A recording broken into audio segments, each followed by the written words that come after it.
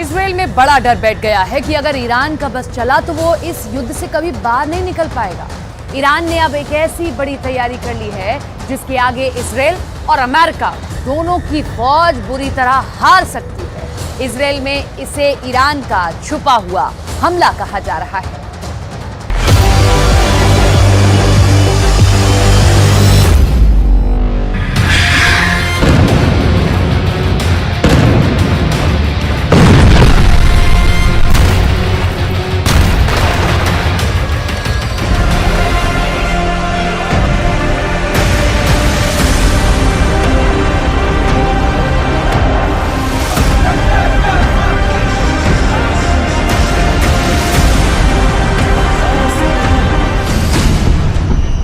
Iran का ऐलान, Israel का विनाश शुरू।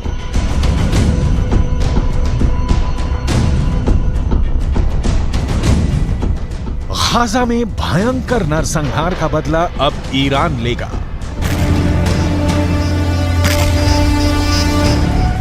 ईरान के सुप्रीम लीडर अली खामनेई ने ऐलान कर दिया है कि भले ही हमास और इजरायल के बीच सीज फायर हो गया हो, लेकिन ईरान गाजा में गिराए गए एक एक इजरायली बम का खूनी बदला जरूर लेगा। ईरान ने यहां तक धमकी दी है कि वो इजरायल और अमेरिका को किसी भी कीमत पर नहीं बख्शेगा और अब इजरायल पर भीषण हमले शुरू हो चुके हैं।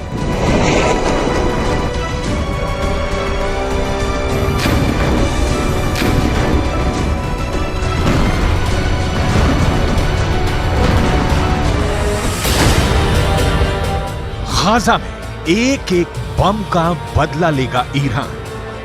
हम आपको आगे बताएंगे कि ईरान इजरायल पर किस तरह से घातक हमले शुरू कर रहा है और अभी ईरान हिजबुल्लाह हूथी के लड़ाकों के साथ मिलकर इजरायल पर किस तरह से हमले तेज कर रहा है। लेकिन उससे पहले ये जान लीजिए कि इजरायली सेना ने सीज फायर के दौरान पिछले 48 घंटे में गाजा और वेस्ट बैंक में कितनी भीषण तबाही मचाई है और हमास को कितना बड़ा नुकसान हुआ है।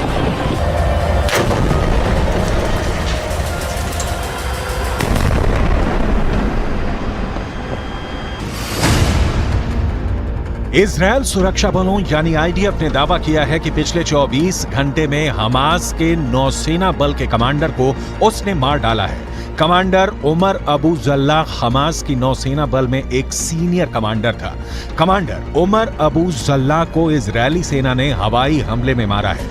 अब तक हमास के 70 से ज्यादा कमांडर मारे जा चुके हैं। कमांडर उमर अबू जल्लाह से पहले दक्षिणी खान यूनुस बटालियन के कमांडर बिलाल अल कीदरा मारा गया था, जबकि उससे पहले कमांडर अयमन नोफेल और मेजर जनरल जियाद मोहिसेन भी मारे जा चुके हैं। जबकि हमास कमांडर मुराद अबू मुराद, अली कादी और मोहम्मद कटमश को भी आईडीएफ मार चुकी है।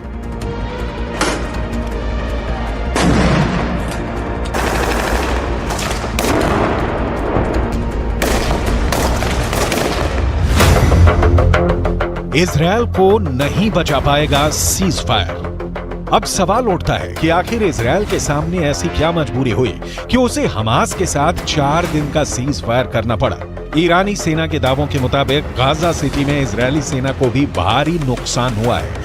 ईरान का यहां तक दावा है कि भले इजरायल अपने 70 सैनिकों के मरने का दावा करे, लेकिन हकीकत में इजरायल के 10 से 20 गुना सैनिक गाजा सिटी में सीधी जंग में मारे जा चुके हैं। इसीलिए ईरान के सुप्रीम लीडर अली खामनेई 4 दिन के सीज फायर शुरू होने के साथ ही ऐलान कर दिया था कि गाजा में गिराए गए एक एक इजरायली बम का बदला लिया जाएगा।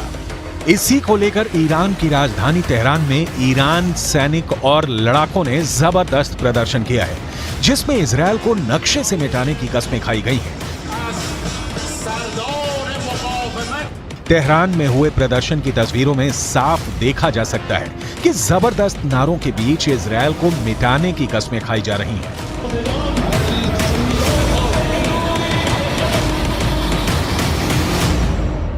در نجات مردم فلسطین اقدام تعیین کننده‌ای را انجام دهد بر ناامیدی ملت‌ها از دولت‌ها و بی‌تابی آنها در دفاع از فلسطین افزوده می‌شود. ईरान का ऐलान, इजरायल का विनाश शुरू। पश्चिमी मीडिया के मुताबिक नेतन्याहू के लाख चेतावनी देने के बावजूद ईरान बंकरों में छिपे अपने घातक हथियारों से इजरायल पर बड़े हमले की तैयारी कर चुका है। एक अनुमान के मुताबिक इजरायल पर हमला करने के लिए ईरान ने शाहिद सीरीज के आत्मघाती ड्रोन तैयार कर चुका है। इसके अलावा मुहाजिर 10 अराश 2 ड्रोन भी ईरान के बेहद घातक हथियार हैं जो इजरायली शहरों को तबाह कर सकते हैं।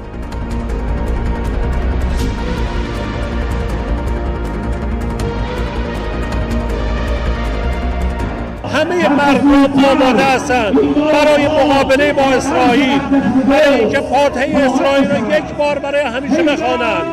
امیدواریم براش عبرتی باشه، دست از شرارت ها برداره. हमास का साथ ईरान और हिजबुल्लाह जबरदस्त तरीके से दे रहे हैं। इजरायल भी जानता है कि ईरान के 5.75 लाख सैनिकों से जंग करना जरा भी आसान नहीं है। इजरायल के पास सिर्फ 1.73 लाख सैनिक हैं। इजरायल की 4.65 लाख के रिजर्व फोर्स को जोड़कर भी इजरायल ईरान के आसपास नहीं टिकता है। अब ऐसे हालात के बीच इजरायल का ये कहना है कि वो पूरे मिडिल ईस्ट में कहीं भी कभी भी बमबारी कर सकता है। ये दावा वाकई हैरान करने वाला है। כך חנה קציר היקרה, ששבה היום הביתה, לאחר שארגוני הטרור טענו שהרגו אותה לפני מספר ימים. לכן, יש להסתמך על דיווחים של גורמים רשמיים בלבד. בעזה, בשעות הבוקר, כוחות צה"ל נערכו בקווי ההפוגה בשטח רצועת עזה. המפקדים תודרכו והכינו את הכוחות להתנהלות במהלך ההפוגה. ביטחון הלוחמים שלנו लेकिन ये भी सच है कि गाजा पट्टी को 60% तक इजरायल तबाह कर चुका है। इधर 1.5 महीने से ज्यादा की जंग में लगभग 15,000 से ज्यादा लोग गाजा में मारे जा चुके हैं। लगभग 3,000 लोग अभी भी कब्रिस्तान बन चुके उत्तरी गाजा की इमारतों में दफन हैं। लगभग 50 दिन की जंग में इजरायली वायुसेना ने 35,000 से ज्यादा बम उत्तरी गाजा, दक्षिणी गाजा और वेस्ट बैंक पर बरसाए हैं।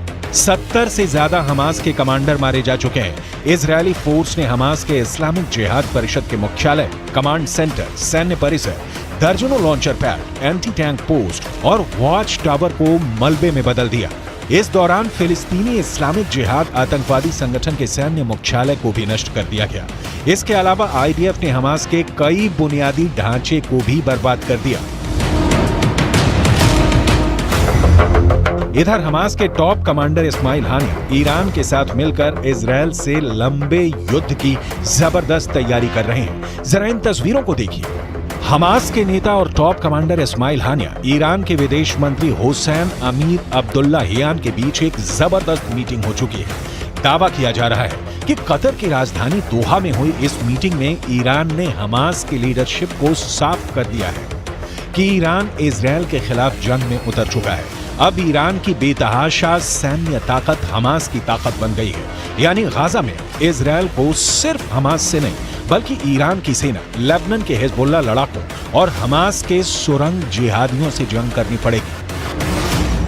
אני כבר רואה את האזרחים של עזה הולכים עם דגלים לבנים לאורך החוף ונעים דרומה. וחיזבאללה גורר את לבנון למלחמה שעלולה לקרות. והוא עושה טעויות. אם הוא יעשה טעויות מהסוג הזה כאן, गाजा में एक एक बम का बदला लेगा ईरान। लेकिन वहीं दूसरी तरफ इजरायली सेना के हौसले 7वें आसमान पर पहुंच गए हैं। जरा देखिए कैसे इजरायल की एयरफोर्स के चीफ मेजर जनरल टोमेर बार ने एक टीवी चैनल पर ऐलान किया कि जरूरत पड़ने पर पूरे मिडिल ईस्ट में कहीं भी बम गिराए जा सकते हैं। इजरायली वायुसेना प्रमुख की ओर से आए इस बयान को खास तौर से ईरान और हिजबुल्लाह के लिए चेतावनी की तरह देखा जा रहा है। इजरायल की वायुसेना चीफ ने कहा है कि हम हमास पर चौतरफा हमले कर रहे हैं, उसको जमीन पर और जमीन के नीचे मार रहे हैं। हमारे जवानों ने हजारों आतंकवादियों और उनके ठिकानों पर हमला किया है। हमने हमास को खत्म करने की कसम खाई है और हम उनको चुन चुन कर खत्म करेंगे। हमास के किसी भी ठिकाने और मददगार को नहीं छोड़ा जाएगा। इजरायल की वायुसेना पूरे मध्य पूर्व में जहां भी जरूरत होगी वहां कार्रवाई के लिए पूरी तरह से तैयार है।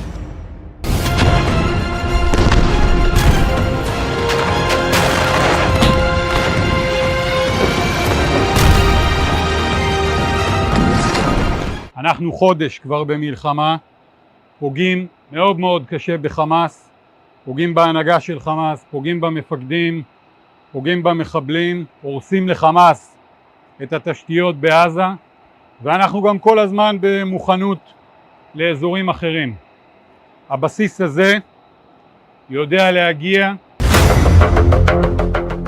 हमास की मौजूदा सैन्य क्षमता को देखें तो उसके पास ज्यादातर ईरान के दिए हथियार हैं। इजरायल पर मौजूदा हमले में फज्र 3 और फज्र 5 रॉकेट का इस्तेमाल किया जा रहा है।